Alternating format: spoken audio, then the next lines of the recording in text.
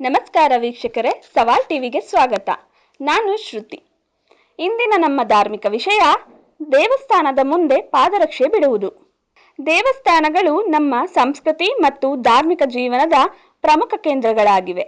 ದೇವಸ್ಥಾನಕ್ಕೆ ಹೋಗುವಾಗ ಪಾದರಕ್ಷೆಗಳನ್ನು ಹೊರಗಡೆ ಬಿಟ್ಟು ಒಳಗಡೆ ಪ್ರವೇಶಿಸುವುದು ನಮ್ಮಲ್ಲಿ ಬಹಳ ಹಿಂದಿನಿಂದ ನಡೆದು ಬಂದಿರುವ ಸಂಪ್ರದಾಯ. ಇದಕ್ಕೆ ಧಾರ್ಮಿಕ ಹಾಗೂ ಸಾಂಸ್ಕೃತಿಕ ಅರ್ಥಗಳಿವೆ. ಧಾರ್ಮಿಕ ದೃಷ್ಟಿಯಿಂದ ನೋಡಿದರೆ ದೇವಸ್ಥಾನವನ್ನು ಪವಿತ್ರ ಸ್ಥಳವೆಂದು ಪರಿಗಣಿಸಲಾಗುತ್ತದೆ. ದೇವರ ಸಾನ್ನಿಧ್ಯಕ್ಕೆ ಹೋಗುವಾಗ ನಮ್ರತೆ, ಶುದ್ಧತೆ ಮತ್ತು ಭಕ್ತಿಯನ್ನು ಪ್ರದರ್ಶಿಸುವುದು ಅಗತ್ಯ. ಚಪ್ಪಲಿಯನ್ನು ಹೊರಗಡೆ ಬಿಟ್ಟು ಹೋಗುವುದು ನಮ್ಮ ಅಹಂಕಾರ ಮತ್ತು ಭೌತಿಕ ಆಸೆಗಳನ್ನು ಬಿಟ್ಟು ಶುದ್ಧ ಮನಸ್ಸಿನಿಂದ ದೇವರನ್ನು ಪೂಜಿಸುವ ಸಂಕೇತವಾಗಿದೆ.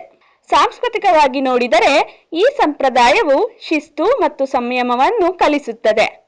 ದೇವಸ್ಥಾನಕ್ಕೆ ಪ್ರವೇಶಿಸುವಾಗ ಎಲ್ಲರೂ ಸಮಾನರು ಎಂಬ ಭಾವನೆ ಮೂಡುತ್ತದೆ.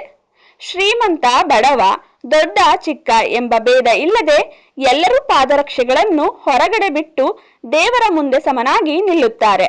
ಪವಿತ್ರತೆ ಮತ್ತು ಶುದ್ಧತೆಯು ದೇವಸ್ಥಾನವನ್ನು ದೇವರ ಮನೆ ಎಂದು ಪರಿಗಣಿಸಲಾಗುತ್ತದೆ. ಪಾದರಕ್ಷೆಗಳು ರಸ್ತೆಯಲ್ಲಿರುವ ಧೂಳು ಮತ್ತು ಕೊಳೆಯನ್ನು ಹೊತ್ತು ತರುವುದರಿಂದ ಆ ಪವಿತ್ರ ಜಾಗದ ಶುದ್ಧತೆಯನ್ನು ಕಾಪಾಡಲು ಅವುಗಳನ್ನು ಹೊರಗೆ ಬಿಡಲಾಗುತ್ತದೆ.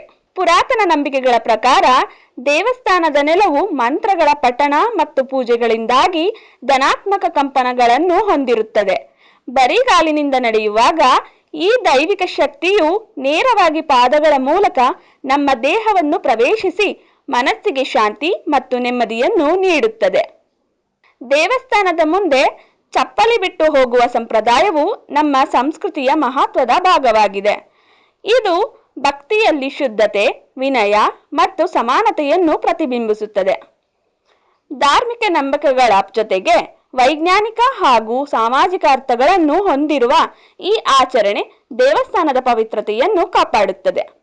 ಆದ್ದರಿಂದ ನಾವು ಈ ಸಂಪ್ರದಾಯದ ಮಹತ್ವವನ್ನು ಅರಿತು ಗೌರವದಿಂದ ಪಾಲಿಸಿದರೆ ನಮ್ಮ ಸಂಸ್ಕೃತಿಯ ಮೌಲ್ಯಗಳು ಮುಂದಿನ ಪೀಳಿಗೆಗೂ ಉಳಿಯುತ್ತವೆ. ಹೀಗೆ ಪಾದರಕ್ಷೆಗಳನ್ನು ಹೊರಗೆ ಇಡುವುದು ಕೇವಲ ಒಂದು ನಿಯಮವಲ್ಲ, ಅದು ನಮ್ಮ ಮನಸ್ಸನ್ನು ಶುದ್ಧೀಕರಿಸಿ ದೈವತ್ವಕ್ಕೆ ಹತ್ತಿರವಾಗುವ ಒಂದು ಪ್ರಕ್ರಿಯೆಯಾಗಿದೆ. ಹೀಗೆ ಹೆಚ್ಚಿನ ವಿಡಿಯೋಗಳಿಗಾಗಿ ಸವಾಲ್ ಟಿವಿಯನ್ನು ಸಬ್ಸ್ಕ್ರೈಬ್ ಮಾಡಿ. ಈ ವಿಡಿಯೋ ಇಷ್ಟವಾಗಿದ್ದಲ್ಲಿ ಲೈಕ್ ಮಾಡಿ, ಶೇರ್ ಮಾಡಿ. ನಿಮ್ಮ ಅನಿಸಿಕೆಗಳನ್ನು ಕಮೆಂಟ್ನ ಮೂಲಕ ನಮಗೆ ತಿಳಿಸಿ.